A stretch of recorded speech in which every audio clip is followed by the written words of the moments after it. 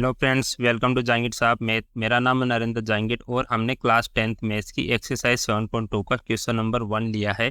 Find the coordinates of the points which divides the join किया हुआ है point एक ये दिया हुआ है -1,7 एंड दूसरा पॉइंट है 4,-3।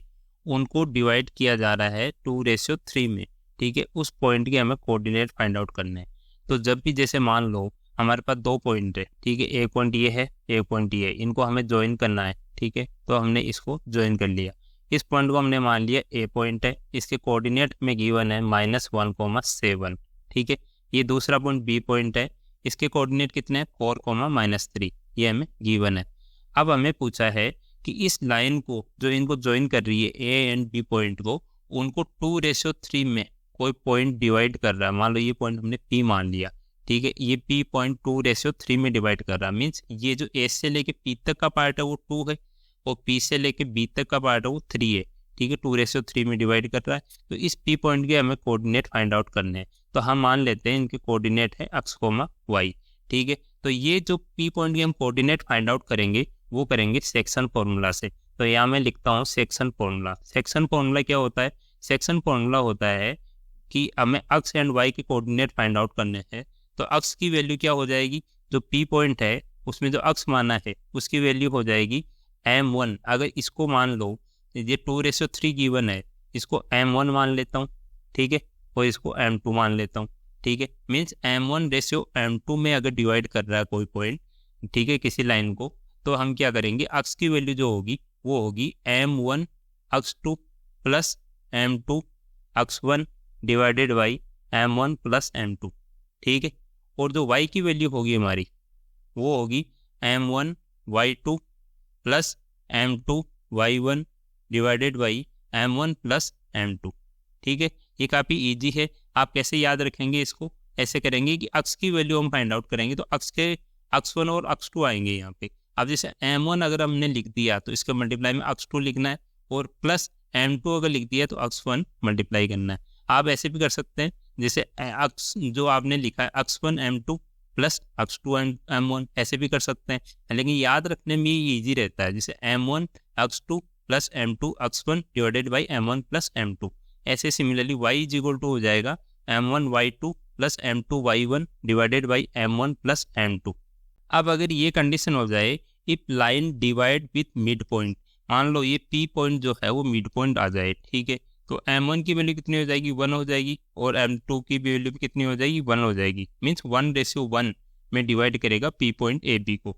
तो अगर इसके कोऑर्डिनेट हमें फाइंड आउट करने हैं तो m1 और m2 की वैल्यू 1 रख सकते हैं। m1 की वैल्यू 1 रखूंगा यहाँ, तो क्या आएगा x2 प्लस m2 की वैल्यू 1 रखूंगा तो x1 आएगा। Means x1 plus x2 divided by m1 plus m2। तो m1 प्लस m2 कितना होता है?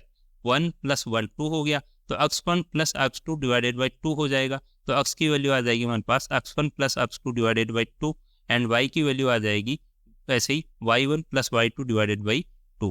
ठीक है, अगर मिड पॉइंट है तब की बात है ना।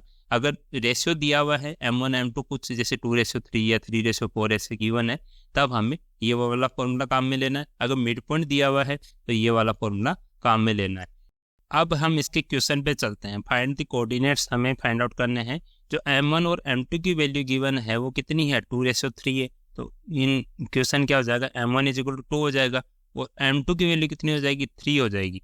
अब हमें x एंड y की वैल्यू फाइंड आउट करनी है, तो उसके लिए हमें x1 चाहिए, x2 चाहिए, और y1 चाहिए और y2 चाहिए। तो x1 की वैल्यू कितनी है? -1, ये होगी y1 की वैल्यू, और ऐसे ही ये x2 ये y2 हो गया। तो वैल्यूज रखता हूँ इसमें सेक्शन फॉर्मूला में। सो x इज इक्वल टू कितना आ जाएगा? m1 की वैल्यू 2 है, ठीक है, और x2 की कितनी है? यहाँ से देख लीजिए आप, है ना, ये है x2 की वैल्यू 4, तो 2 × 4 प्लस m2 की वैल्यू कितनी है? 3 इंटू m1 की वैल्यू कितनी है? -1, सॉरी x1 की value, divided by m1 plus m2, 2 + 3 हो गया।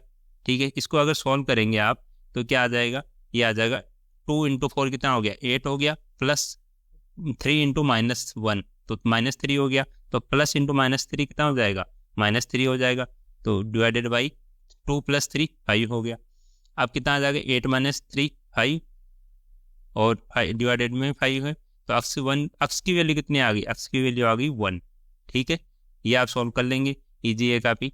अब y की वैल्यू हमें फाइंड आउट करनी है, तो y की वैल्यू कितनी आ जाएगी, m1 इंटू y2, m1 की वैल्यू कितनी है 2 इंटू y2 की वैल्यू कितनी है -3, तो -3 लिखा, प्लस m2 की वैल्यू कितनी है 3 इंटू y1 की वैल्यू कितनी है 7, या 7 लिखा, divided by m1 plus m2, 2 plus 3। अब इसको सॉल्व करेंगे, y इज इक्वल टू, या 2 इंटू -3, ये कितना हो जाएगा, ये +2 है, ये -3 है, तो प्लस इंटू माइनस तो कितना हो गया, माइनस हो गया, और 3 इंटू 2 कितना हो गया 6, तो -6 आ गया, प्लस 3 इंटू 7 21 हो गया, डिवाइडेड बाई 5।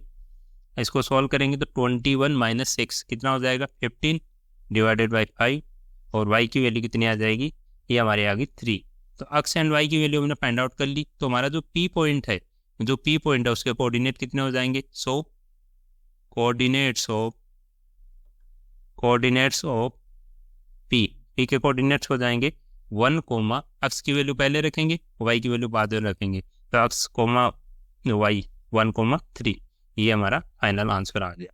तो ये काफ़ी इजी क्वेश्चन है, थोड़ा सा ये ध्यान रखना है, ये सेक्शन फॉर्मूला ये याद रखना है, और अगर मिड पॉइंट हमें गिवन है तो हम डायरेक्ट भी m1 और m2 की वैल्यू 1 हो जाएगी, और x की वैल्यू हम direct x1 plus x2 divided by 2, y की value y1 plus y2 divided by 2 से भी फाइंड आउट कर सकते हैं।